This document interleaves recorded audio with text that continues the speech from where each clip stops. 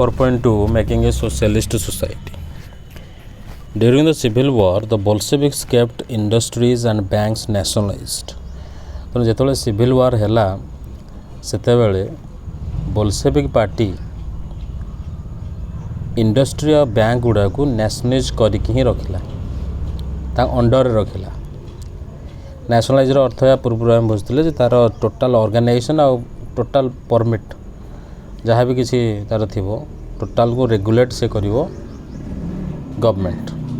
तेणु Bolshevik industry आउ जेतक बैंक्स ताकू नेशनलाइज करके रखिला। They permitted peasants to cultivate the land that had been socialised. तेणु पिजन्स मान कहला जे तुमको परमिशन दि जाऊँ तुम कल्टिवेट कर से लैंड गुड़ाक जो गुड़ाक सोशलाइज्ड होगी अच्छी ताने सोसाइटी रे बंटा हो जाइए है तो जोटा सोसाइटी ही रखा जाइए। तेणु Bolsheviks used confiscated land to demonstrate what collective work could be. Bolsheviks माने कौन कले ये कन्फिस्केटेड लैंड गुड़ा बंटा होता लैंड गुड़ा को देखेले जे देख केमिति कलेक्टिव वर्क करा जाए ताको डेमोन्स्ट्रेट कले डेमो देखेले जहाँ मिसिके केमिति काम करा जाए। A process of centralised planning was introduced. Officials assessed how the economy could work and set targets for the 5-year period. तेणु सेंट्रलाइज्ड प्लानिंग गोटे इंट्रोड्यूस करागला केमिति प्रोसेस हम स्टेप बाय स्टेप केमिति हम ताकू देखागला। ऑफिशियल्स मैंने आसेस कले जे इकोनॉमी केमिति काम करे है तो ताकू देखेले। टार्गेट मत सेट कले 5 वर्षर पीरियड पे जे 5 वर्ष आम या अप्लाई करवा तापर देखा जाओ टार्गेट रे जदि कौन हो देखिए। So on this basis they made the 5-year plans 5 वर्षिया प्लान से स्टार्ट कले। The government fixed all prices to promote industrial growth during the first 2 plans. तो गवर्नमेंट अभी फिक्स कला सबू प्राइसेस जहाँद्वारा कि प्रमोट हम इंडस्ट्रियल ग्रोथ को प्रमोट करने फर्स्ट 2 प्लान्स प्रथम 2 वर्ष जोटा कि 5 वर्ष आरंभ है 1927 रु 32 गोटे 5 वर्ष आ गोटे 5 वर्ष है 33 रु 38 जाए या भितर देखा जाओ कौन करा जाउछि। तेणु centralised planning led to economic growth. तेणु ये जो सेंट्रलाइज्ड प्लानिंग है या द्वारा इकोनॉमिक ग्रोथ हम केमिति हम बल्क अमाउंट रे सब किसी चलो सब जिनसर इकोनॉमिक ग्रोथ हम सस्ता पड़ो यार पैसा बचो। तेणु इंडस्ट्रियल प्रोडक्शन इनक्रीज्ड 29 रु 33 भितर 100% इनक्रीज है कौटी ना ऑयल कोल और steel. New factories cities came into being. तो नुआ नुआ फैक्ट्री सिटी गुड़े तैयारी जोटा कि एमती गोटे सिटी जोटा कि केवल फैक्ट्री सिटी बहुत गुड़े थी है तो। However rapid construction led to poor working conditions in the city of Magnitogorsk। तो ये जो सिटी रैपिड कंस्ट्रक्शन है एत प्रकार कंस्ट्रक्शन जो बढ़िला एथरे पुअर वर्किंग कंडीशंस देखादेला और समस्त केवल कंस्ट्रक्शन कर चलले जहाँद्वारा कि वर्किंग कंडीशन बहुत ही खराब कंपटीशन प्रबल। In the city of Magnitogorsk बोली गोटे सहर अच्छी the construction of a steel plant was achieved in 3 years। गोटे स्टील प्लांट से तैयारी करने मात्र 3 वर्ष समय लगिला। Workers lived hard lives. बर्तमान आम 3 वर्ष बहुत अधिक लगुच कि से समय को देखिले ये बहुत फास्ट थिला। Construction of a steel plant was achieved in 3 years। Workers lived hard lives and result was 550 stoppages of work in the first year alone। तेणु लोक मानकर लाइफ बहुत ही हार्ड थिला यार रिजल्ट आम देखा मिलूँ 550 स्टॉपेजेस काम कर स्टॉपेज 550टा प्रथम वर्ष में आम देखा मिलला। In the living quarters in the winter time at 40 degrees below लोक मैंने जो घर रोते विंटर टाइम रे केते डिग्री हो ना 40 degrees below माने -40 degree people had to climb down from the 4th floor to dash across the street in order to go to toilet किंतु लोक माने टॉयलेट जीवाई कौन सुविधा नहीं उपरे से तल को आसवे 4th फ्लोर रु तल को आसिकी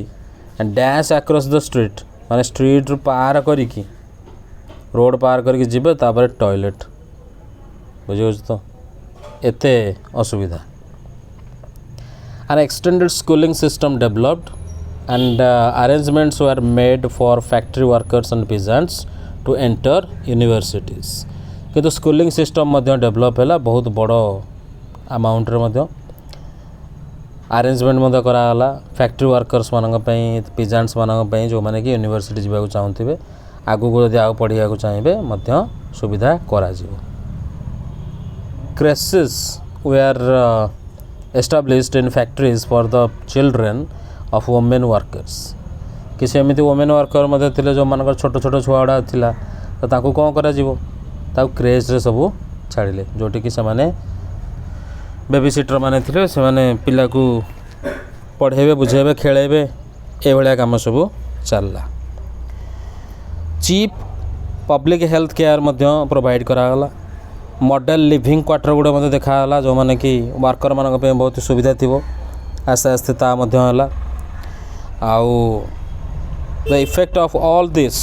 was uneven though since government resources were limited किंतु एडा एते चल नथला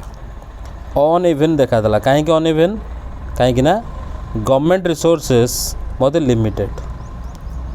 बुझे तो तेणु से गवर्नमेंट रिसोर्स जेहेतु लिमिटेड किसी किसी मात्रा आमको देखागला सबुआड़े यार प्रभाव नहीं पिक्चर तुम मैंने देखिपो एगुड़ा सब 4.3 स्टालिनिज्म एंड कलेक्टिवाइजेशन स्टालिनिज्म कौन आ कलेक्टिवाइजेशन कौन ता विषय देखा जा the period of the early planned economy was linked to the disasters of collectivisation of agriculture तो ये जो अर्ली प्लानिंग इकोनॉमी रहिला प्लान्ड इकोनॉमी रहिला ये समयटा ये लिंक है क्या सहित ना एग्रीकल्चर रे जो कलेक्टिवाइजेशन है तार डिजास्टर्स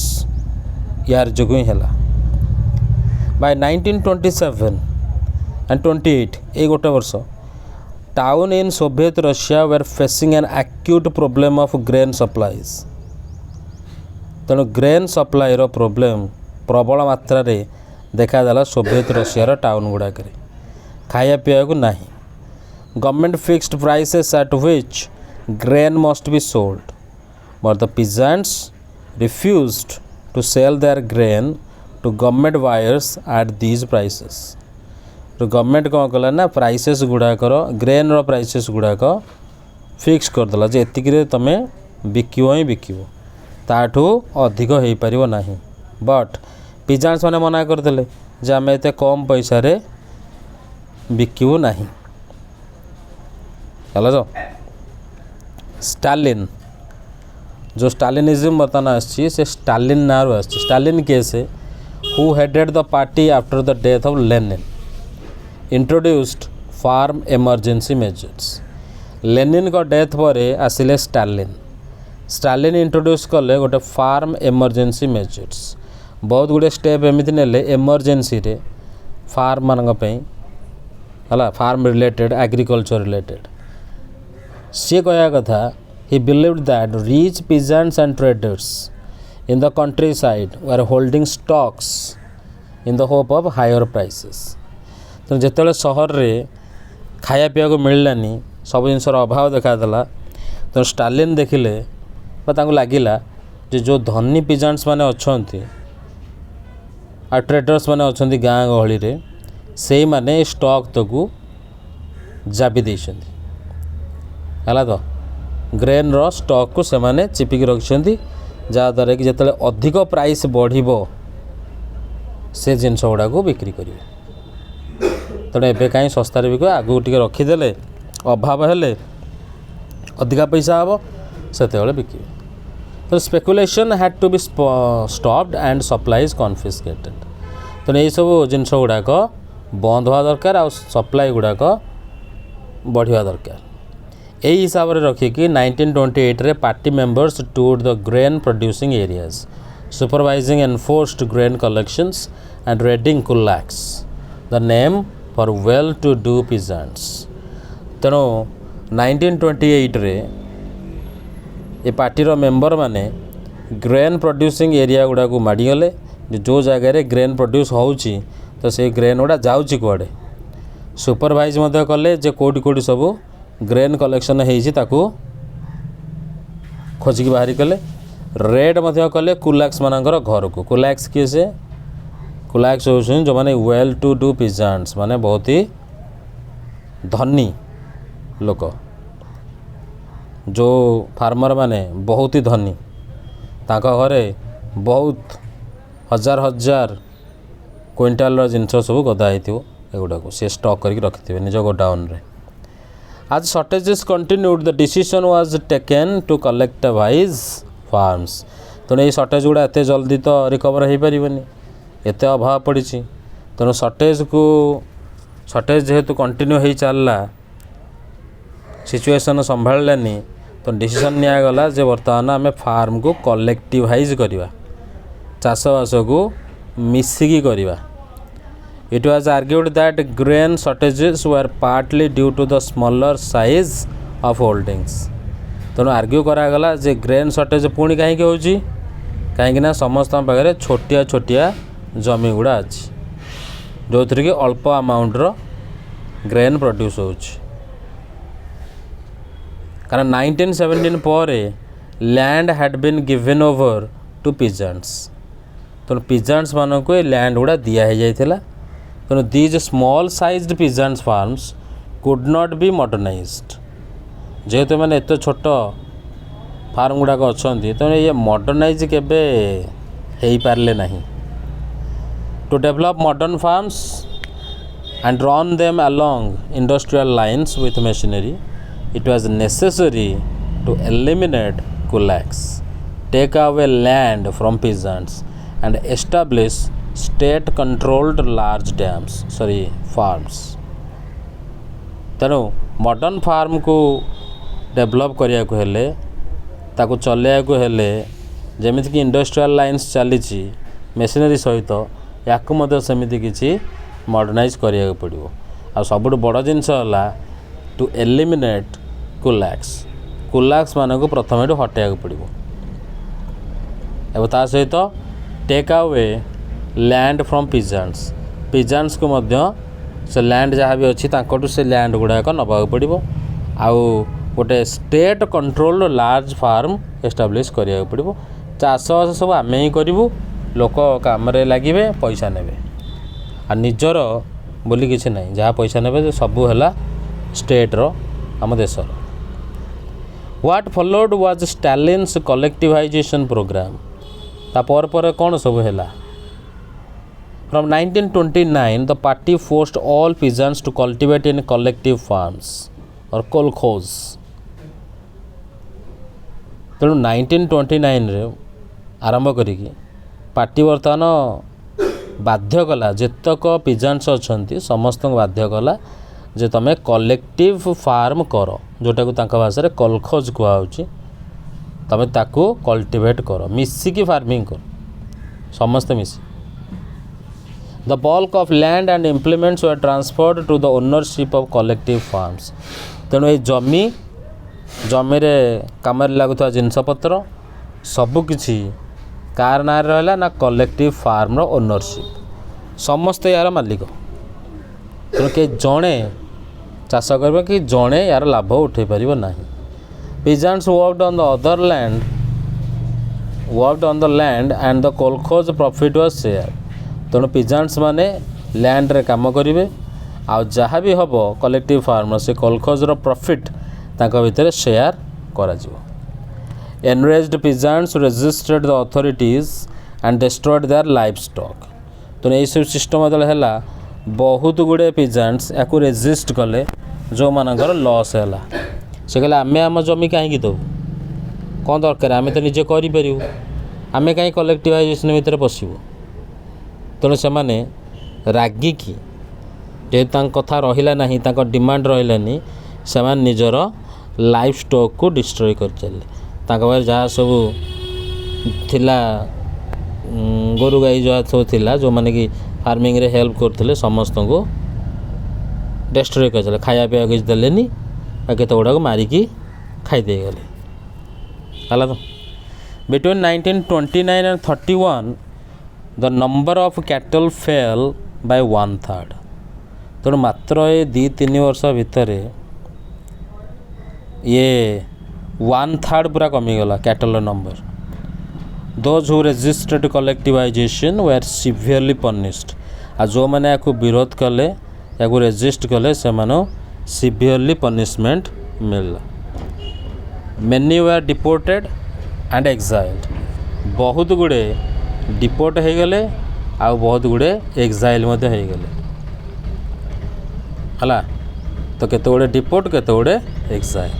कौन डिपोर्टर अर्थ कौन आ एक्साइल अर्थ कौन जो आम डिपोर्ट कथा कहचे डिपोर्ट माने हला जन को आम निज देश काढ़ीदवा एक्साइल माने हला फोर्स्ड से बाध्य होइकी पळेबा निज देश छाड़ी आम डिपोर्ट कले केते गुड़ा एक्साइल हो गले बुझल तो as they resisted collectivization peasants argued that they were not rich and they were not against socialism तो एमती जो कलेक्टिवाइजेशन रेजिस्ट कले से माने आर्ग्यू कले जे देख आमे धनी नुह कि आमे सोशलिज्म एगेंस्ट नुह they merely did not want to work in the collectivization farms for a variety of reasons किंतु आमर बहुत गुड़े कारण अच्छी जहाद्वारा आम ये मिसिकी काम करूँ ना से आम तुमको अपोज कर सीधा कथा तेणु स्टालिन्स गवर्नमेंट अलाउड सम इंडिपेंडेंट माने कल्टिवेशन से कहला ठीक अच्छे केते गुड़ा से अलाउ कला हाँ तुम जहाँ कर बट कंडीशन अच्छी ना बट ट्रीटेड सच कल्टिवेटर्स अनसिम्पाथेटिकली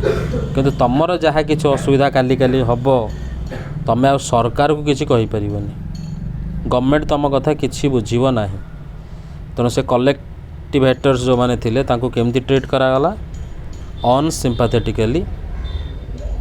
कौन सी सिंपाथी ना जिते मैंने से मारे पिटे लुटे ये प्रोब्लेम से फेस करिया पड़ला in spite of collectivisation production did not increase immediately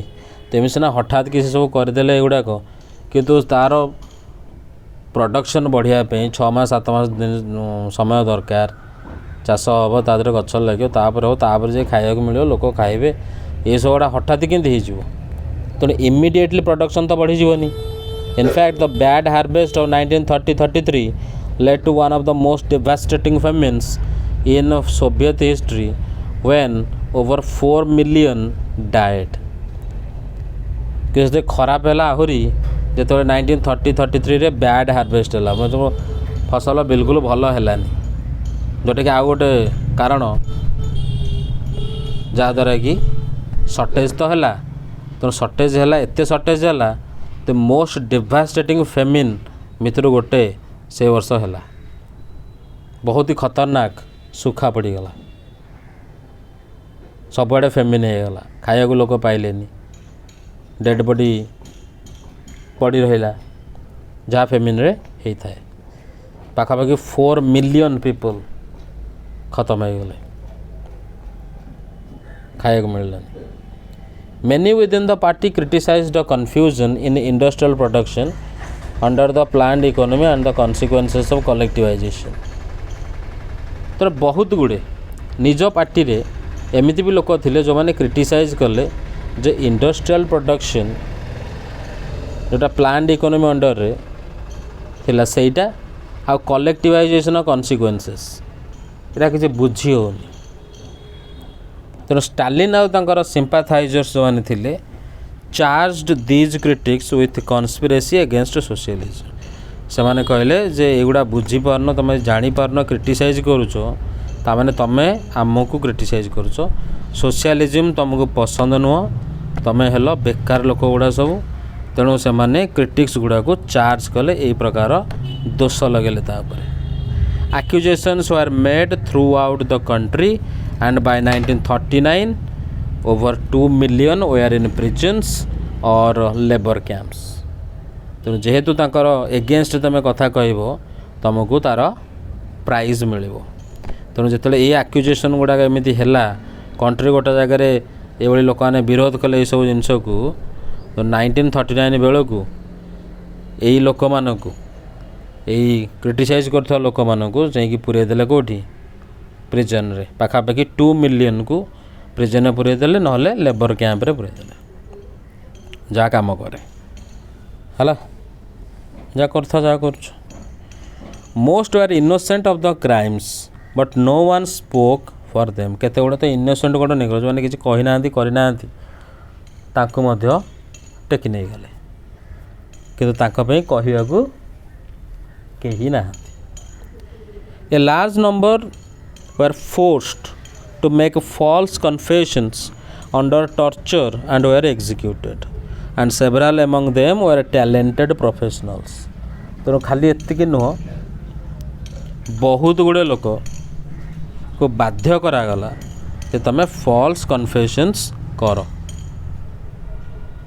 ବୁଝିଲ ତ? ତେଣୁ ତ ମିଛରେ ରାଜି ହେଇଯାଅ, ନହେଲେ ସେମାନଙ୍କୁ କ'ଣ କରାଯିବ, ଟର୍ଚର୍ କରାଯିବ। ତେଣୁ ଟର୍ଚର୍ କରି କରି ଶେଷକୁ ତାଙ୍କୁ ଏକ୍ଜିକ୍ୟୁଟ୍ କରିଦେଲେ, ମାରିଦେଲେ। ୟା ଭିତରେ ଦେଖିବା ଯେ ପ୍ରାୟ ୟା ଭିତରୁ ଲୋକ ଥିଲେ ଯେଉଁମାନେ ବହୁତ ହି ଟ୍ୟାଲେଣ୍ଟେଡ଼ ପ୍ରଫେସନାଲ୍ସ ମାନେ ମଧ୍ୟ ଥିଲେ, ଯେଉଁମାନଙ୍କୁ ସେ ମାରି ଦେଇଗଲା, ଶେଷ ହେଇଗଲେ ସେମାନେ। ନେକ୍ସଟ ଦେଖିବା ଆମେ ନମ୍ବର 5ରେ global influence of the Russian revolution and the USSR।